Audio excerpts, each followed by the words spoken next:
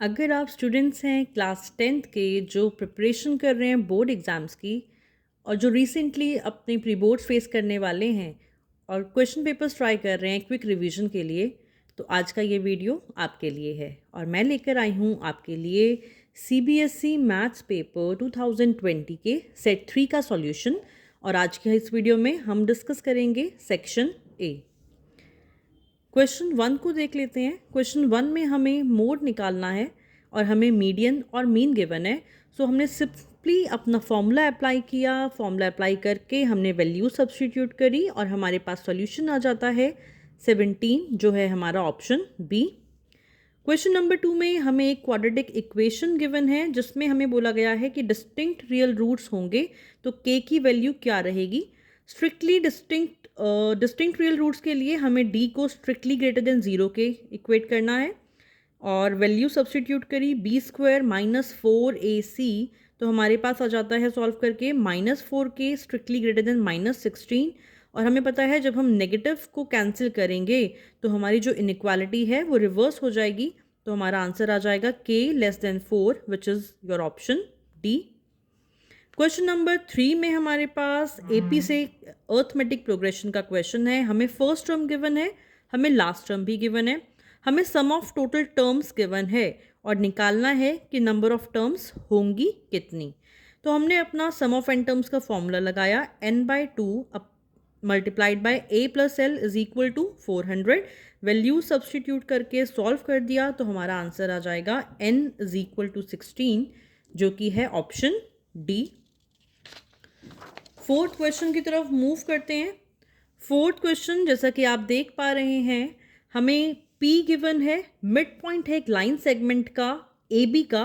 AB की आपको coordinates given है, तो हमने अपना मिड पॉइंट फॉर्मूला जो होता है अप्लाई कर दिया। x1 plus x2 -5 plus 4/2 is equal to आपका जो मिड पॉइंट है वो आ जाएगा। और इसको सॉल्व करके जब आप वैल्यू निकालेंगे तो आपकी एक ही वैल्यू आ जाएगी -4, विच is your option A.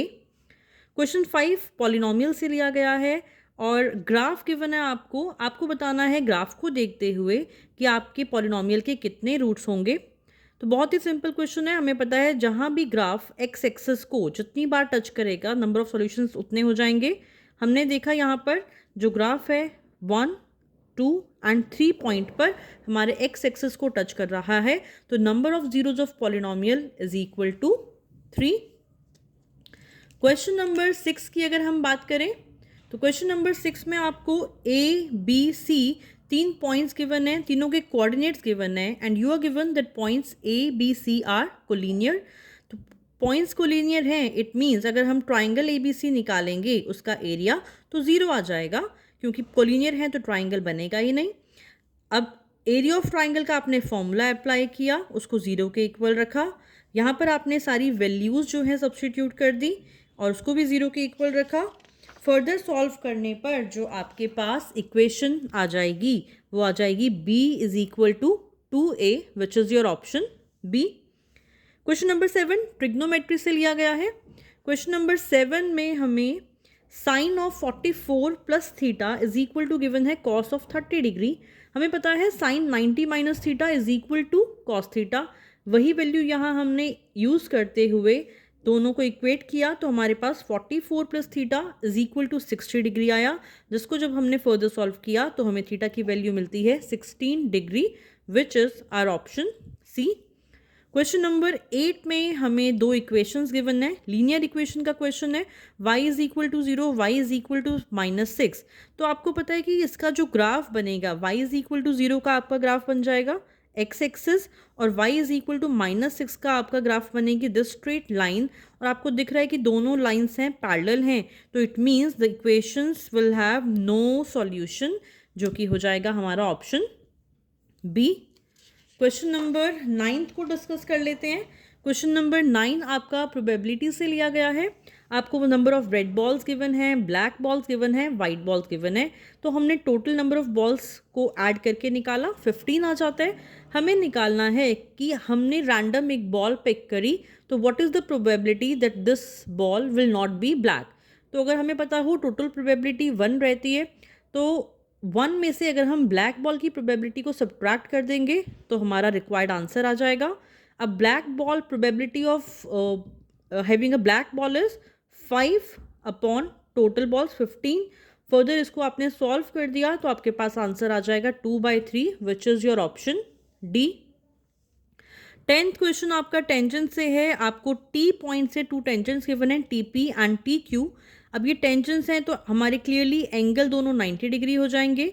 This angle is given to us as 115 और यहाँ पर हमने एंगल सम प्रॉपर्टी का यूज़ करते हुए जब फोर्थ एंगल निकाला तो हमारा एंगल पी टी क्यू आ जाएगा 65 degree which is your option D. So we have discussed 10 question so far. अब हम लोग क्वेश्चन नंबर 11th को देखते हैं. 11 to 15 जो क्वेश्चन है आपके फिल इन द ब्लैंक्स हैं. 11th में आपको 2 पॉइंट्स गिवन है, आपको डिस्टेंस निकालना है. आपने सिंपली फॉर्मूले में सब्सटीट्यूट किया और आपका रिक्वायर्ड आंसर आ जाएगा 2 square root of a square plus b square. Question number 12th में हमें गिवन है कि हमने एक बॉल को मेल्ट करके 8 स्मॉल बॉल्स निकाली और उनका फिर जो स्मॉल बॉल्स आएंगी रेडियस हमें फाइंड आउट करना था.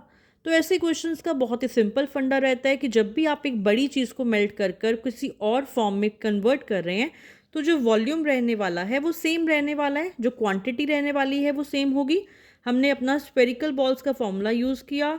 फर्दर हमने इस 4/3 से इस 4/3 को कैंसिल आउट कर दिया. पाई से हमने पाई को कैंसिल आउट कर दिया और जब हमने इसको फर्दर सॉल्व किया तो हमारे पास 8r³ is equal to 8 into 8 into 8 आया.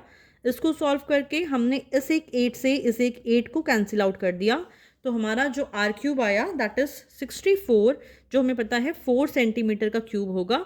तो स्मॉलर बॉल्स का रेडियस हमारा आ जाएगा 4 सेंटीमीटर. 13th क्वेश्चन आपका बहुत ही ज़्यादा सिंपल है. हमें पता है √5 इज़ एन इर्रेशनल नंबर और इर्रेशनल नंबर में हमने जब ये वाला रैशनल नंबर ऐड कर दिया तो हमारा आंसर जो फाइनल आएगा वो भी इर्रेशनल होगा. क्वेश्चन नंबर 14 सिमिलर ट्राइंगल से लिया गया है. 2 ट्राइंगल सिमिलर गिवन है और हमें दोनों का एरिया भी गिवन है. साथ में हमें जो साइड EF है वो भी गिवन है. तो हमने यहाँ पर यूज़ किया कि सिमिलर ट्राइंगल्स के एरिया का रेशो उनकी साइड्स के स्क्वायर के रेशो के इक्वल होगा. इस चीज़ को यहाँ पर यूज़ करते हुए जब हमने सॉल्व किया हमें BC निकालना था और सॉल्व करके हमारे पास हमने देखा हम 144 से इस 24 को यहाँ पर हमने 12 की टेबल से कैंसिल आउट किया. अगेन 12 आया, 24 को कैंसिल आउट किया.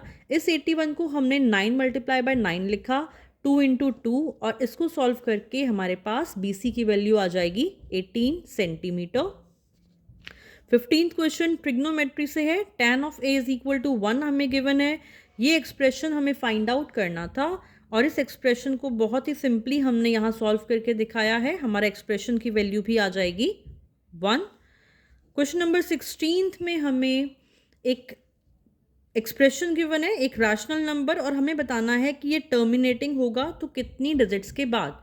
हमें पता है कि टर्मिनेटिंग होने के लिए डिनोमिनेटर में 10 के पावर्स होनी चाहिए. हमारे पास 2 स्क्वायर इंटू 5 की पावर 7 था.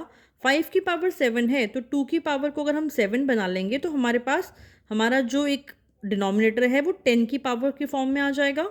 अगर हम यहाँ पर 2 की पावर 7 बनाना चाह रहे हैं तो हमने 2 की पावर 5 से मल्टीप्लाई करना पड़ेगा डिनोमिनेटर को, और डिनोमिनेटर को कर रहे हैं तो न्यूमरेटर को भी करेंगे. यहाँ हमने देखा ये आपका 2 की पावर 5 32 देगा और ये 2 की पावर 2 और 5 ऐड होकर 7 बन गया. इसको फर्दर सॉल्व किया, डिनोमिनेटर आपका 10⁻⁷ आ जाएगा और आपने न्यूमरेटर को मल्टीप्लाई करके देखा, you are getting this. Now अगर आपने इसको डेसिमल फॉर्म में रिप्रेजेंट किया तो आपने काउंट किया कि आपका जो डेसिमल है वो after 7 places it is getting terminated. So our answer will be the number terminates after 7 decimal places. 17th question again हमारा टेंजेंट से है और हमने यहाँ भी वही यूज़ किया कि tangents from an external point are equal in length. It means CA और CD इक्वल होंगे और CD और CB भी इक्वल होंगे. तो वही चीज़ यूज़ करते हुए हमें गिवन था AB इज़ इक्वल टू 8. हमने सारी जो अपनी वैल्यूज़ थी उनको पुट किया तो हमारे पास AC is equal to CD is equal to BC 4 आ जाएगा और सी डी हमें निकालना है जिसकी वैल्यू हमने फाइंड आउट करी तो 4 सेंटीमीटर आ जाएगी। 18th क्वेश्चन में आपको HCF गिवन है दो नंबर्स का, दो नंबर्स हैं 135 225 जिनका HCF है 45। LCM हमें निकालना है और हमें पता है product of two numbers is equal to their LCM into their HCF। हमने LCM को नाम दे दिया सपोज x और इस x की वैल्यू को जब हमने सॉल्व किया तो हमारी वैल्यू आ जाती है 675। It means our LCM is 675 which is our answer of question number 18th। 19th question में हमें AB फाइंड आउट करना था, हमें BC दे दिया और एंगल भी गिवन है 30 डिग्री। तो हमने साइन थीटा का यूज़ करते हुए AB की वैल्यू निकाली जो हमारी आ जाती है 10 सेंटीमीटर।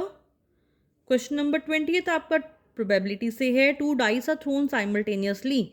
तो जो टोटल नंबर ऑफ आउटकम्स आने वाले हैं 36 होंगे और हमें बोला है प्रोबेबिलिटी निकालनी है कि जो product of numbers appearing on top is 1।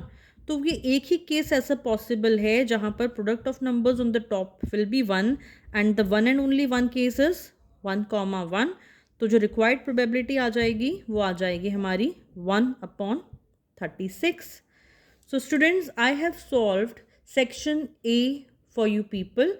ये सेक्शन ए है आपका 2020 के सेट 3 मैथ्स क्वेश्चन पेपर का। आई होप ये वीडियो आपके लिए हेल्पफुल रहेगी।